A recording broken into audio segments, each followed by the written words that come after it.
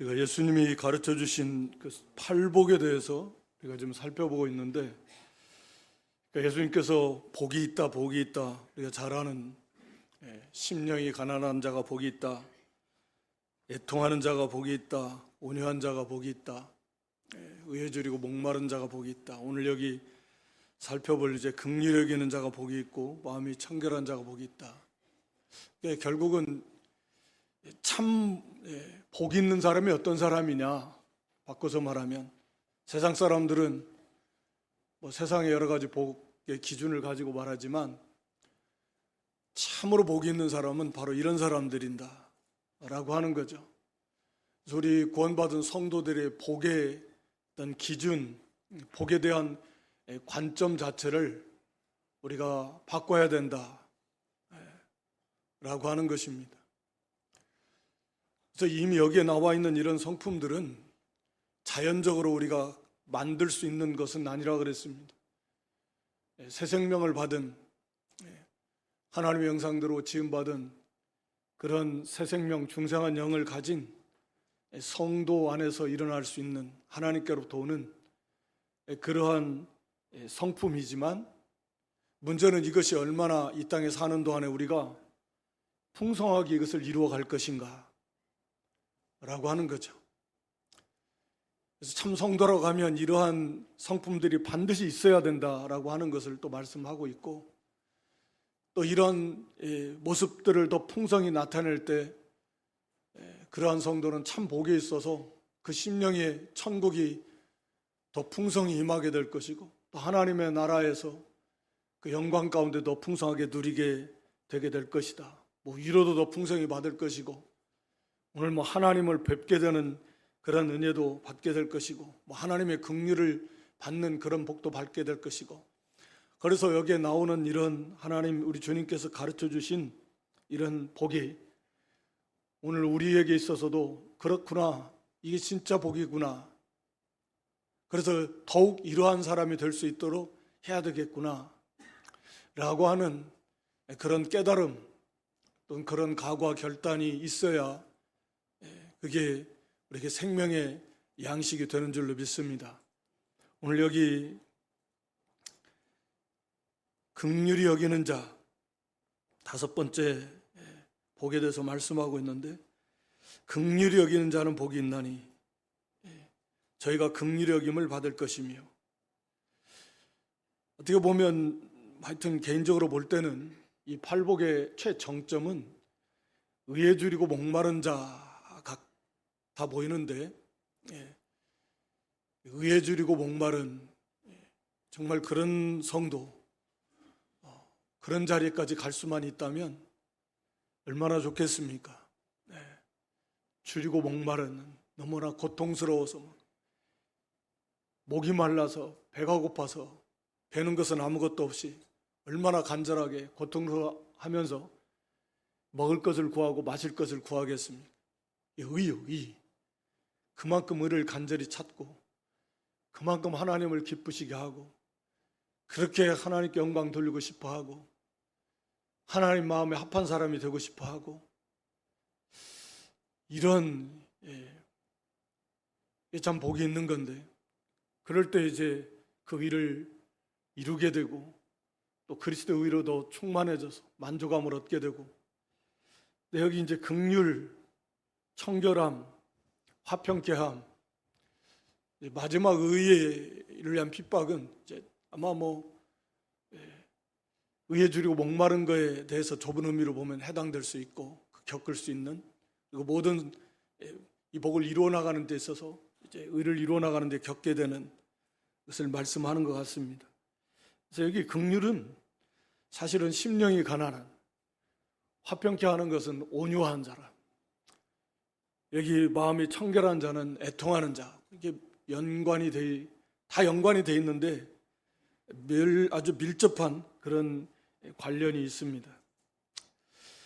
그래서 이 긍휼 여기는 것도, 심령이 가난한 자신의 모습을 깨달은 사람은 사실은 또 이 긍휼의 마음을 안 가질 수 없고, 물론 온유한 성품을 가진 것도 마찬가지지만, 긍휼이라고 하는 것은 우리가 그 불쌍히 여기는 마음, 어떤 그 처한 안 좋은 또는 비참한 이런 그 좋지 않은 그런 상태를 보고서 불쌍히 여기는 마음을 가지고서 거기에서 어떻게 해서든지 건져내고자 하는, 도와줘서 거기서 건져내고자 하는 그런 마음, 또 그런 모습을 긍휼이라고 하는 거죠.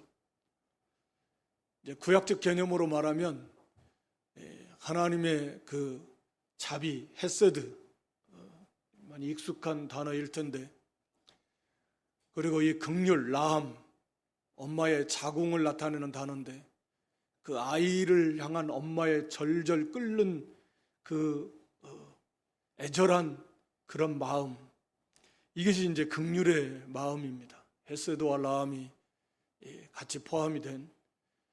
그래서 어떠한 좋지 못한 상태를 봤을 때 그 불쌍히 여기는 그 애절한 그런 마음을 가지고 거기에 그치는 것이 아니라 어떻게 해서든지 저기서 건져내야 되겠다.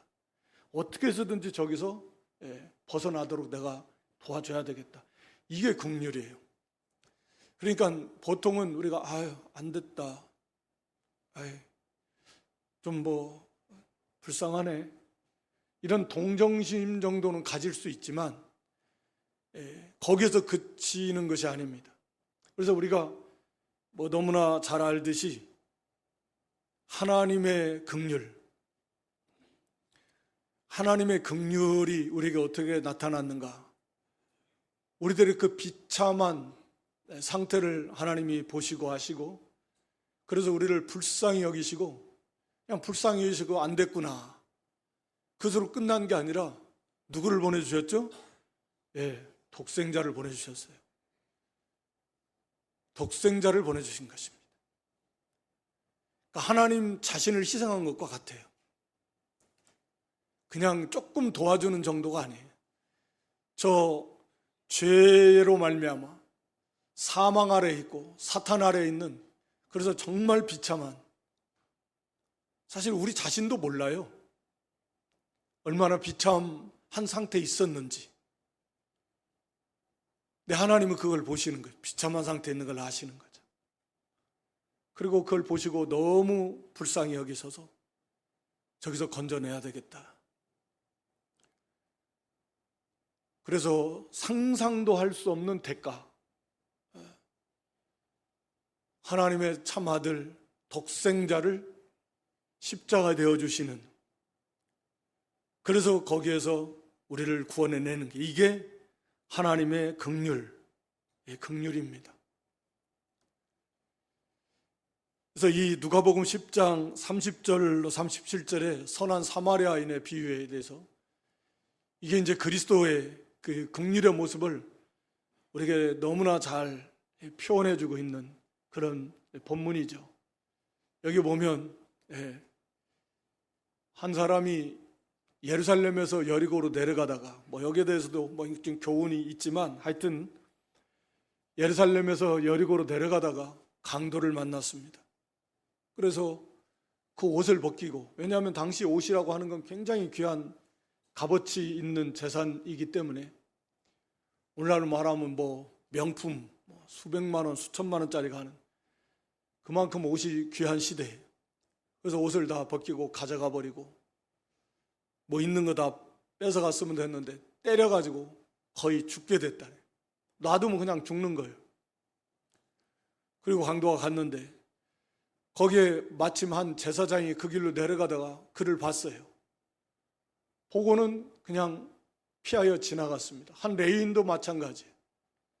그래서 이르러 그를 보고는 피하여 도망가 버렸습니다. 그렇지만 한 사마리아 사람, 이 제사장이나 레위인들은 당연히 유대인들이겠죠. 사마리아인은 유대인들이 멸시하는, 상종도 하지 않는, 이방인의 피가 섞였다, 전 이방인과 같다, 그래서 개처럼 여기는 그런 존재입니다만, 물론 여기 사마리아는 예수님을 나타냅니다. 예수님을 비방하면서 사마리아 사람이다, 귀신 들렸다, 이렇게 비방을 했으니까. 하여튼 어떤 사마리아 사람은 여행하다가 그 사마리아 사람이 거기에 이르러서 그 사람을 봤습니다. 똑같이 봤어요. 제사장도 그를 봤고 레위인도 그를 봤습니다. 그리고 사마리아인도 봤어요. 똑같은 상황, 똑같은 강도 만난 사람을 보고서 제사장과 레위인은 피하여 갔습니다. 불쌍히 여기는 생각은 아이고 어쩌다 저렇게 됐을까? 큰일 났네. 아이고 저는 죽겠는데. 그런 가엾다, 안 됐다 그런 생각은 가졌을 수 있겠죠. 사람이라고 하면 보통은. 그런데 그냥 간 거 보면 이제 현실로 저걸 도와주자니 어지간히 도와줘서는 안 될 것 같고, 도와준다라고 하는 자기의 막대한 희생을 필요로 하는 것입니다. 그리고 도와줘도 어차피 죽을 것 같고 자기 스스로 위로하고, 또 자기다 나 지금 바쁘다, 여기 머뭇거리다 또 나도 강도를 만날 수 있다, 하여튼 구체적으로 어떠한 생각 때문에 그냥 피하여 갔는지는 모르겠지만 핵심은 진실한 긍휼이 없었다.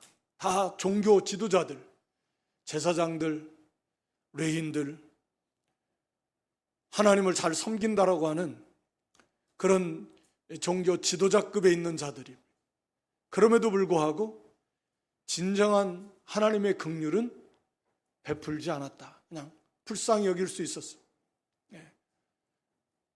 피하여 갔다라고 하는. 그러나 계속 보여줘 보세요. 그러나 한 사마리아인은 가까이 갔습니다. 그걸 보고 그 앞에 33절 보여줘 보세요. 33절. 그를 보고 불쌍히 여겼습니다. 그를 보고 불쌍히 여기는 거예요. 불쌍히 여기고 그 다음에 이제 거기서 끝나는 게 아니라 34절에 그 사람에게 가까이 갑니다. 그리고 기름과 포도주를 그 상처에 부어줘요. 다시 말하면 상처를 치료해 줍니다. 당시에 기름 포도주가 소독하기도 하고 상처를 유하게도 해주는, 또 이런 이 감염을 막아주고 이런 역할을 하니까 어떤 치료해주고 싸매주고, 거기서 끝나는 게 아니라 자기가 탄 짐승에다 태워주고, 그리고 주막으로 데리고 갑니다. 다시 말하면 요양할 수 있는, 우선 몸을 쉬게 하고 음식을 먹을 수 있는, 보호해줄 수 있는 주막으로 데리고 가서 거기서 돌봐줍니다. 그뿐만 아니라 그 이튿날 자기 길을 갈 때 데나리온 2를 줘서, 그래서 주인에게 줍니다. 내가 없는 동안에도 돌봐줘라. 만약에 비용이 이 데나리온 2보다 더 든다면 내가 돌아와서 갚아주겠다. 이게 진정한 긍휼. 여기 이제 이웃에 대해서 말하고 있는데, 이게 참 긍휼의 모습이다. 이게 바로 예수님의 모습이다 라고 하는 거죠. 그래서 오늘 우리가 이 긍휼이 있는 사람, 긍휼히 여기는 자는 복이 있다 그랬는데, 오늘 본문에 하나님의 이런 긍휼을, 예수님의 이런 긍휼을 넘치도록 우리가 받아서 구원을 받은 것입니다. 하나님의 이 구원의 동기가 긍휼이에요. 긍휼. 사랑과 뗄 수 없지만 우리를 불쌍히 여기시고 어떻게든지 우리를 여기서 구원해 주시겠다고 하는 하나님의 긍휼이, 그게 사랑입니다. 바꿔 말하면 이 긍휼이 없는 사람은 사랑이 없는 거나 마찬가지예요. 하나님의 이 예수님의 이 상상도 할 수 없는 그런 긍휼을 우리에게 쏟아 부어주셔서 우리가 얼마나 비참한 가운데 있었는가. 구원받은 우리 모습조차도 하나님 앞에서 우리의 영적인 모습을 보니까 너무 형편이 없다. 심령이 가난하다는 게 그런 거라 그랬습니다. 정말 거지 같구나. 파산자 같구나. 난 아무것도 없다. 나는 너무나 비참하다. 내가 예수 믿어서 구원받은 하나님의 자녀가 됐으면 뭔가 좀 영적으로 좀 저는 잘 만들어지고 예수님을 좀 더 많이 닮아가고 그 하나님 예수님과 더 깊은 그런 교제, 그런 상태가 아니라 정말 너무 형편없구나. 우리가 흔히 말하는 우리의 신앙의 모습이라고 하는 것이 나의 영적인 상태가 정말 비참하구나. 그러할진데 우리가 이제 눈을 뜬 자로서 우리가 예수 믿기 전에 우리의 모습은 얼마나 비참했을까. 그건 참 잊기 잘 아는 거예요. 이러한 사람은 참으로 그 하나님의 긍휼, 예수님의 긍휼을 지금도 끊임없이 우리를 불쌍히 여기시고 은혜와 사랑을 끊임없이 부어주시는 그 하나님이 그 긍휼하심을 지금도 우리는 계속 받고 있는데, 이것을 우리가 타인을 볼 때, 믿지 않는 사람들을 볼 때에는 그렇구나, 자신이 얼마나 비참한 가운데 있는지를 몰라요. 우리도 과거에 그랬듯이 죄와 사망, 사탄의 그 종노릇하면서 비참하게 살다가 자기는 잘 사는 줄 알아도 이제 하나님의 무서운 영원한 진노, 저대로 가면 하나님의 진노를 피할 수 없는 영원한 지옥 유황 불못 속에 들어갈 수밖에 없는 그런 가련한 인생이구나 라고 하는 것을 우리가 보는 거예요. 레인이나 제사장은 강도 만난 사람을 보고서 자기를 먼저 생각했겠죠. 나 저렇게 되면 안 되겠다. 또는 저거를 도와주려니 내가 내 손익계산서로 손익을 따져보고 안 되겠다, 힘들겠다, 어렵다, 도와줘도 안 되겠다.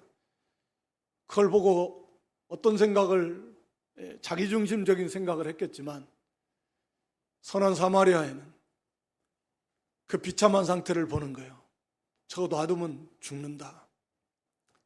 내가 여기서 구원 안 해주면 저 사람은 죽는다. 내가 어떠한 대가를 치르고라도 저를 구원해 줘야 되겠다.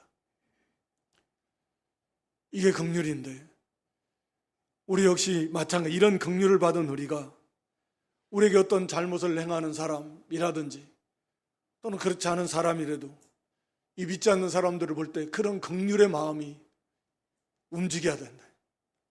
기본적으로 하나님의 긍휼을 받은 우리에게 그 하나님의 긍휼의 마음이 있을 건데, 우리 새 생명, 이 새 성품에 그 긍휼을 더욱 키워나가는, 긍휼을 행하는, 그를 막는 죄성도 있을 것입니다. 꼭 내가 해야 돼. 내가 안 해도 누군가 하겠지. 나도 힘들어. 나도 바쁘고.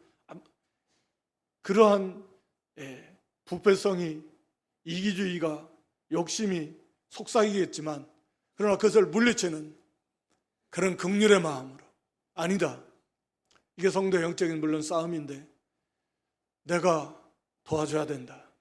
그 사람을 구원해내야 된다. 그래서 도와주는 거예요.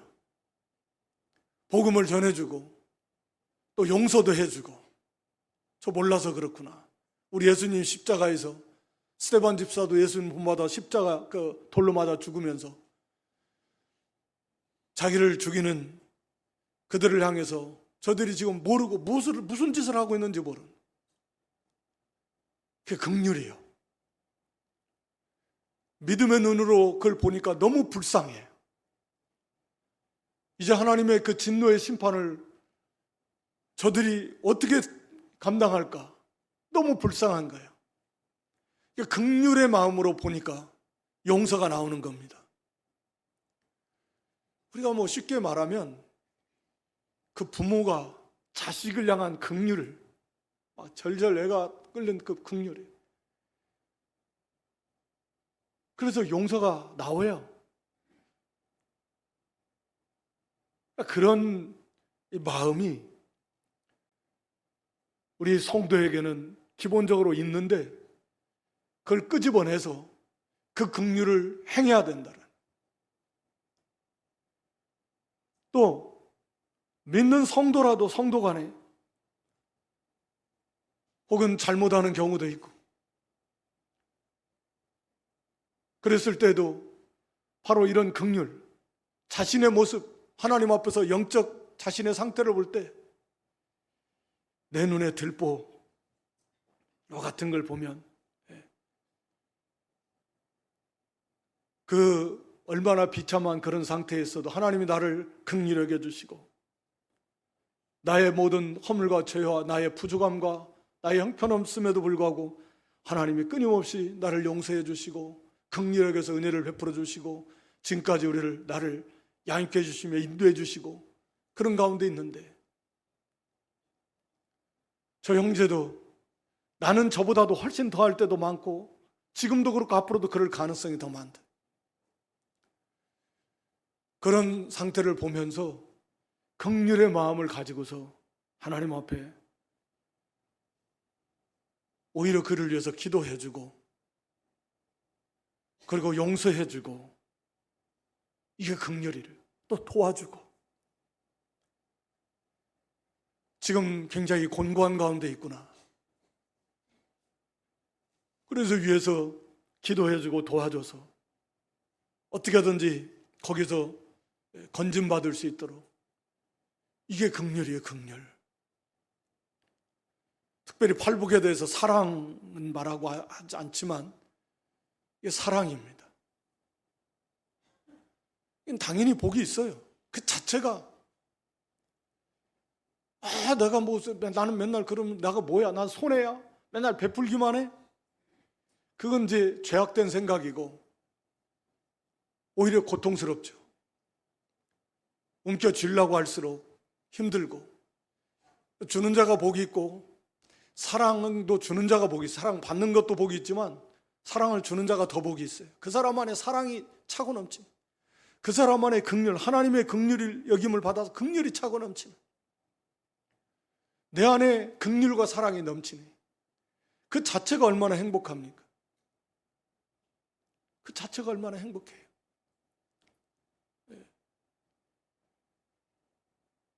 그래서 이 긍휼히 여기는 사람이, 이게 참으로 복이 있다. 이게 바로 긍휼이다. 그래서 여기 긍휼히 여김을 받을 것이다. 그래서 복이 있다라는 거예요. 하나님의 긍휼이 이미 그 사람에게 임했고, 이미 하나님의 긍휼 가운데 있는 성도들이지만, 그래서 구원받았고 그 긍휼 가운데 있지만 특별히 긍휼히 여김을 받을 것이다. 앞으로 받게 될 것이다. 다시 말하면 이 긍휼을 베풀므로 인해서 하나님의 그 긍휼을 더 풍성히 받게 될 것이다. 그러니까 복이 있는 것이다. 그 자체가 복이 있지만 하나님의 긍휼이 그 사람에게 풍성히 임하게 된다라고 하는 거죠. 우리 하나님은 행한 대로 갚으시는 하나님이십니다. 우리 로마 3장 6절로 11절에 하나님은 로마서 3장 6절 이하에도 하나님은 행한 대로 갚으시는 그런 하나님이십니다. 그래서 로마서 3장 잘못 제가 했는데 로마서 2장인데 이 잘못 이 본문을 택했네. 로마서 2장 6절로 11절에 보면 하나님은 행한 대로 갚으시는 하나님이시다. 그러니까 선을 행하는 자에게는, 참고 선을 행한 자는 영광과 존귀로 갚아주시고 악을 행하는 자에게는 환난과 곤고로 갚아주신 하나님이시다. 베드로전서 1장 17절에도 보면, 베드로전서 1장 17절 보여줘 보세요. 베드로전서 1장 17절에 우리가 하나님을 행한 대로 갚으시는 하나님, 베드로전서 1장 17절인데 7절로 하여튼 행한 대로 갚으시는 하나님을 우리가 아버지라 섬긴 나그네 있을 때를 우리가 두려움으로 지내라 그랬습니다. 하나님은 행한 대로 갚아주시는데, 이게 이제 행한 대로 갚아주신다라는 게 우리 행위 구원을 말하는 것은 물론 아닙니다. 하나님의 은혜를 주셔서 참으로 구원받은 성도의 그 행위들에 따라서도 하나님의 행한 대로 갚아주십니다. 그러니까 긍휼을 베푸는 자에게는 하나님이 긍휼을 더 베풀어 주십니다. 이거 원리예요. 긍휼이 뭐라고 그랬습니까? 보시고 불쌍히 여기시고 거기서 문제를 해결해 주는 거예요. 구원해 주는 거예요. 우리 사람의 긍휼은 한계가 있어요. 아무리 도와줘도 한계가 있지만 하나님이 긍휼을 베풀어 주시면, 즉 우리를 불쌍히 여기서 우리가 처한 그 환경, 당한 문제, 하나님이 보시고 불쌍히 여겨서 내가 저기서 도와줘서 건져내야 되겠다 하면 그냥 그건 끝나는 거예요. 그건 완벽하게 해결이 돼버리는 거예요. 내가 긍휼을 베푸는 것은 하나님의 긍휼로 긍휼을 베풀어도 온전하지가 못해요. 온전히 해결이 안 되는 경우도 많죠. 우리는 그 긍휼을 베풀 뿐이에요. 그것도 물론 쉽지 않지만. 그런데 하나님은 그런 성도에게 하나님의 긍휼을 베풀어 주시는, 뭐 하나님의 긍휼을 베풀어 주시면 내 불쌍히 여겨가지고 저거 저렇게 애타게 막 힘들어하는데 내가 그냥 저 도와줘야 되겠다. 그 하나님의 주권적 권리권이니까 하나님께서 건져주시겠다. 하나님이 도와주시겠다. 또 용서해 주시겠다. 하나님의 긍휼을 넘치도록 받으니 그보다 얼마나 더 행복한 사람이에요. 하나님의 긍휼만 임하면 우리는 너무 부족한 게 많아요. 잘못할 때도 너무 많아요. 그때 하나님의 긍휼이 임하시면 그 문제들이 다 해결받고 건짐받고 또 용서받고, 이게 우리가 긍휼을 베풀 때 하나님의 긍휼이 임하게 된다. 얼마나 복이 있습니까? 그러니까 하나님의 긍휼을 넘치게 이미 우리가 받고 있다고 그랬습니다. 그러나 더 하나님의 긍휼을 넘치게 받는 방법은 긍휼을 많이 베풀어라는 거예요. 그 하나님이 참으로 기뻐하십니다. 그 사람에게 긍휼을 많이 베풀어 주실 것입니다. 그래서 잘 되게 될 것입니다. 이 땅에서의 삶도. 마지막 물론 심판 날에도 우리 야고보 2장 13절에 보면 긍휼은 심판을 이기고 자랑한다 그랬는데, 심판은 긍휼을 못 이긴다 그 말 아닙니까? 다른 말로 말하면 긍휼을 행하는 자에게 심판이 없다라는 말 아닙니까? 하나님이 심판 대신에 용서해 주시고 심판 대신에 하나님께서 긍휼을 베풀어 주신다.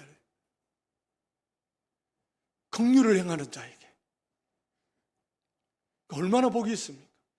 긍휼이 물론 성도의 성도된 열매 중에 하나죠. 그렇기 때문에 하나님의 심판은 없겠지만 하나님 앞에서 우리가 평가받을 때도 마찬가지. 우리 디모데후서 1장 16, 18절에 보면 18절에는 그날에 오네시보로 집 주께서 그날에 하나님의 심판의 그날에 긍휼을 베풀어 주옵소서. 우리가 하나님 앞에 서서 결산할 때도요, 그날의 주의 긍휼, 하나님의 긍휼, 긍휼을 하나님 많이 베풀어 주셔서, 우리가 잘못한 것도 사실 많잖아요. 그리스도께서 다 죄값은 갚아주셨지만 그때 하나님의 긍휼이 얼마나 더 풍성히 임할까. 다 긍휼히 여겨주시지만 분명은 행한 대로 하나님이 갚아주시는데, 긍휼을 많이 행한 자에게는 하나님이 긍휼을 베풀어 주신다. 오네시보로가 사도 바울에게 긍휼을 많이 베풀었습니다. 그래서 사도 바울이 하나님께 오네시보로 집에 긍휼을 베풀어 주시고, 그 오네시보로에게도 긍휼을 베풀으실 때 그날에 심판의 그날에도 긍휼을 베풀어 주옵소서라고 기도하는 거잖아요. 이 하나님의 긍휼이에요. 이 땅에 사는 동안에도 하나님의 긍휼이 임하고 마지막 하나님의 심판 때에 섰을 때도 하나님의 풍성한 긍휼이 임해요. 그보다 더 복된 성도, 복된 사람이 어디 있습니까? 여러분의 하나님의 긍휼을 받고 싶지 않으세요? 이 어마어마한 긍휼, 우리를 불쌍히 여기셔서 힘들고 애타하고 막 이런 걸 보시고 불쌍히 여기셔서 하나님께서 하나님 도와주신다니까요. 하나님 도와주시면 문제가 완전히 다 해결돼 버려요. 끝나요. 이게 하나님의 긍휼이에요. 이 긍휼을 풍성히 받는 방법이 뭐냐? 긍휼을 베풀으라는 거예요. 그게 진짜 복 있는 자라는 거예요.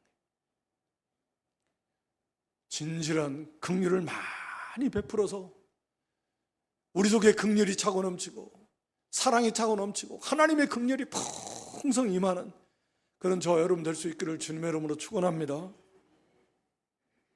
여섯 번째는 청결입니다. 마음이 청결한 자는 복이 있다.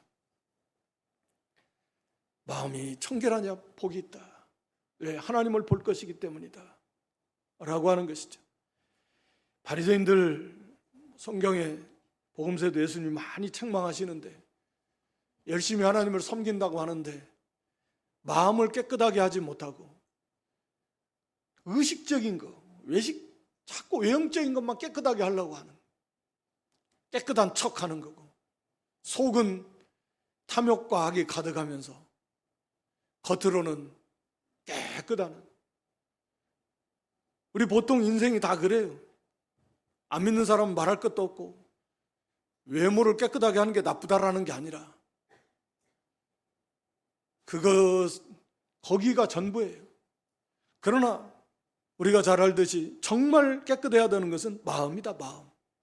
사람이 깨끗해야 되는데 그 인격, 그 존재 자체가 깨끗해야 되려면 마음이 깨끗해야만 된다라고 하는 거잖아요. 마음이라고 하는 게 그 사람의 인격의 중심이니까 그 마음이 어떠한가에 따라서 그 사람의 삶과 모습, 인격이 그렇게 형성이 되어 가는 거잖아요. 그러니까 이 마음이 그 사람의 인격의 중심이에요. 그러니까 마음이 깨끗해야 돼요. 그래야 그 사람 자체가 깨끗한 사람이 되는 거예요. 많이 들어서 알고 있듯이 원래 이 타락한 인생은 이 온갖 더러운 만물보다 거짓되고 부패한 것이 인간의 마음이다. 우리 예레미야 17장 9절에 그렇게 말씀하고 있어요. 사람이 알 수가 없어요, 이것을.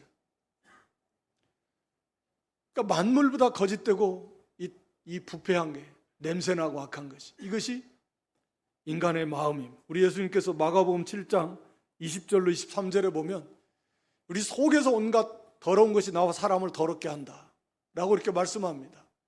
마가복음 7장 20절로 23절에.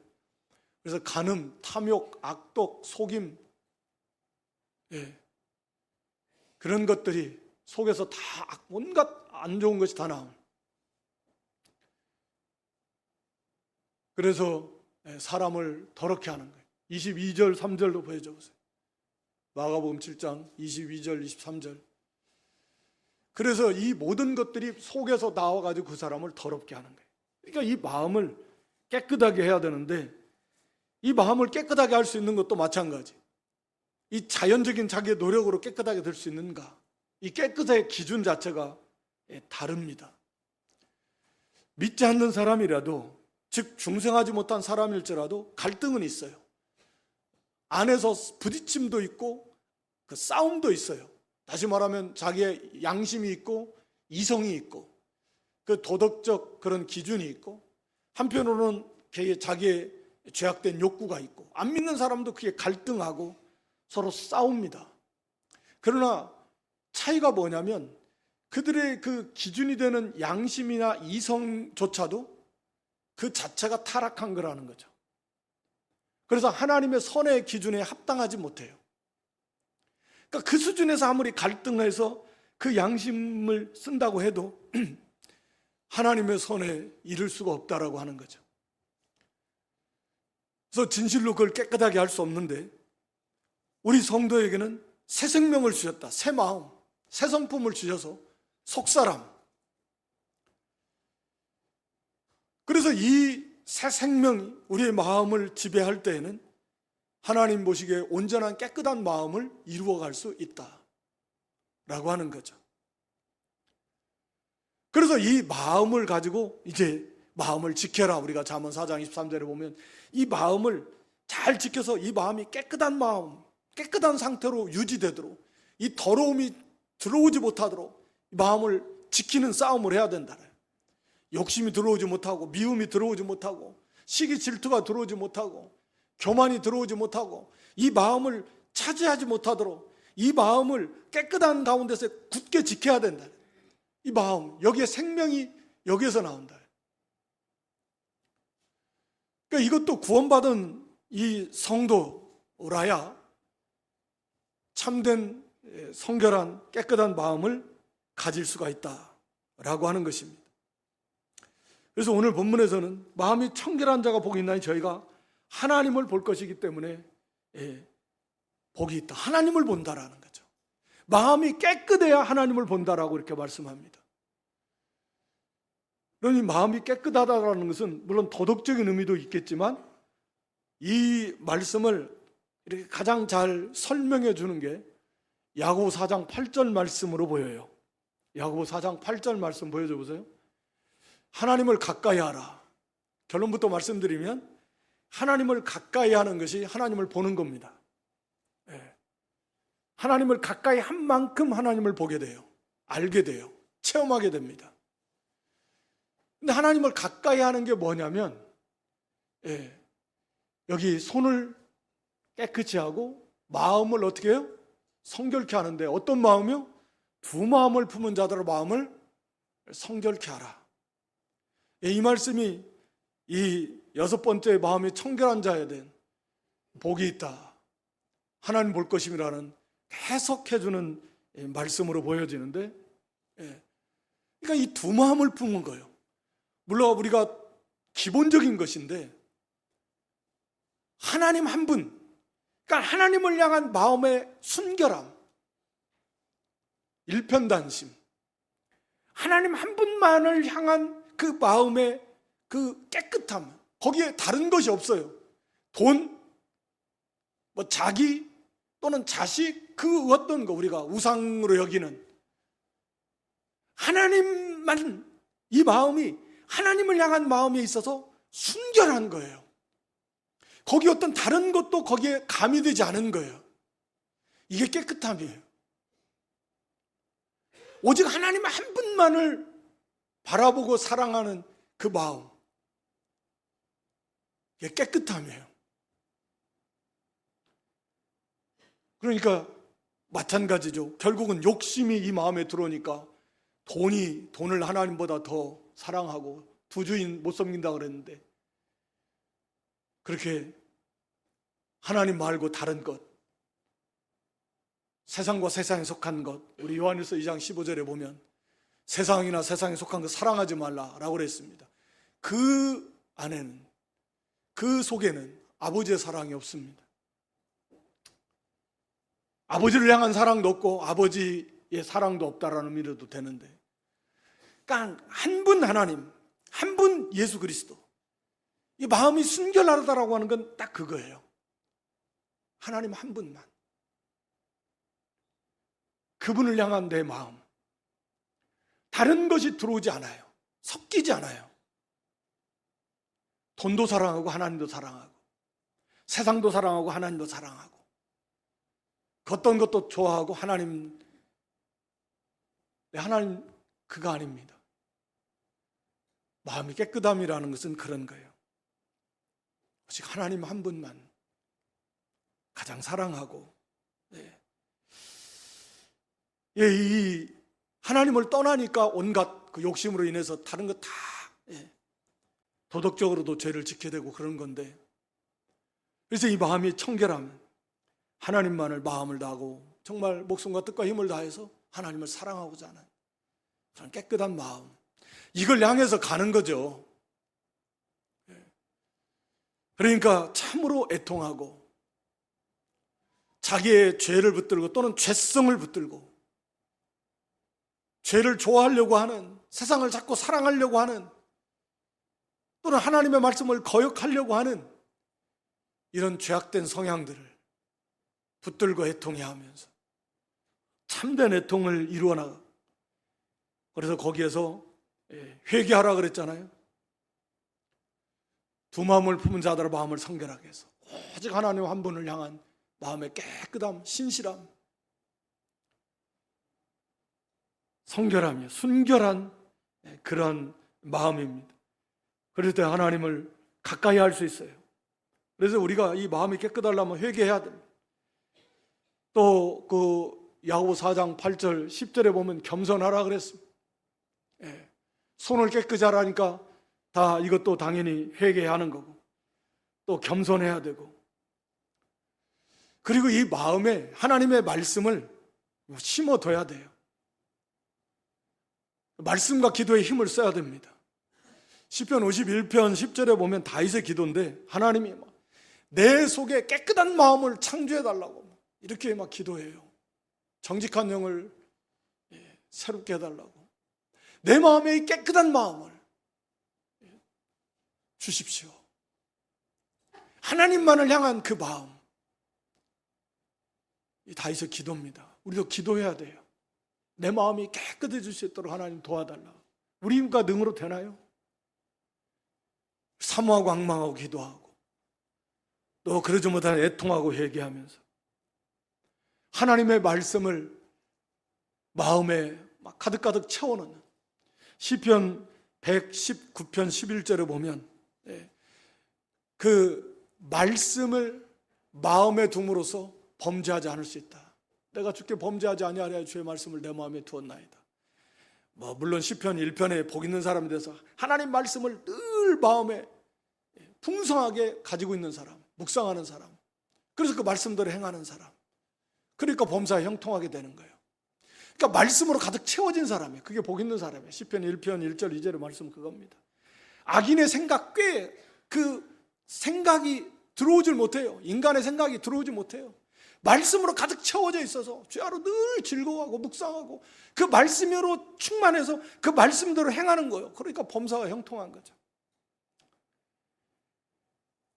여기에 힘을 써야 돼요. 물론 삶 속에서 믿음과 양심을 쓰도록 힘을 써야 되고, 그렇게 될 때 하나님을 볼 것입니다. 말씀드렸잖아요. 하나님이 가까워져요. 하나님 가까이 하라 그랬으니까. 그러면 가까워져요. 가까운 만큼 알게 돼요. 가까운 만큼 보게 돼요. 가까워지는 만큼 체험하게 돼요. 이 땅에서. 우리 영광의 나라에서 이제 우리가 하나님 전전에 하나님을 뵙게 될 거지만, 어떻게 뵙게 될지는 우리가 정확히 알 수 없어도 하여튼 이 땅에서 하나님을 보게 될 것이다. 그래서 화평함과 거룩함이 없이는 누구도 하나님을 보지 못한다. 히브리서 기자도 그렇게 말합니다. 오늘 여기 우리가 지식적으로 하는 게 아니라 이 한 말씀들이 긍휼이라고 하는 것이, 이게 우리 구원받은 성도의 특징 중 하나에 나오는 성품들이다. 오늘 긍휼, 하나님의 긍휼이 예수 그리스도를 통해서 우리에게 쏟아 부어주신, 불쌍히 여겨요. 그 비참한 상태를 보고 가엾은 상태를 보고 불쌍히 여겨서 거기서 건져내는 게, 그게 긍휼이다. 긍휼은 그렇게 마음으로까지만 하는 게 아니라 실제로 몸을 들여서, 시간을 들여서, 물질을 들여서, 힘을 다해서 그 사람을 도와주는 게, 그게 긍휼이고 그게 사랑이다. 긍휼히 여기는 사람. 그래서 이 긍휼을 실천하고 긍휼에서 긍휼로, 그래서 하나님의 긍휼이 그 사람에게 풍성이면 말로 다 할 수 없는 그런 복. 그래서 긍휼이 풍성, 긍휼에서 긍휼을 베푸는으로 하나님의 긍휼을 받는 저와 여러분 되시고, 마음이 청결해, 하나님을 향한 이 마음, 다른 것이 섞이지 않는 순수하게 오직 하나님 한 분만을 향한 내 마음의 순결함, 그 청결함, 두 마음을 품은 자들아, 하나님 말고 하나님과 같이 다른 것도 좋아하고 세상을 좋아하고 착하고 했던 것들 다 회개하고, 물론 손으로 진 것도 회개하고, 마음을 청결하게 하고, 그래서 하나님이 가까워진, 하나님을 좀 더 알게 되고 체험하게 되고 깨닫게 돼서 말로 다 할 수 없는 그런 영광 가운데 참으로 행복한 그런 복을 누리는 그런 저와 여러분 될 수 있기를 다시 한번 주님의 이름으로 축원합니다.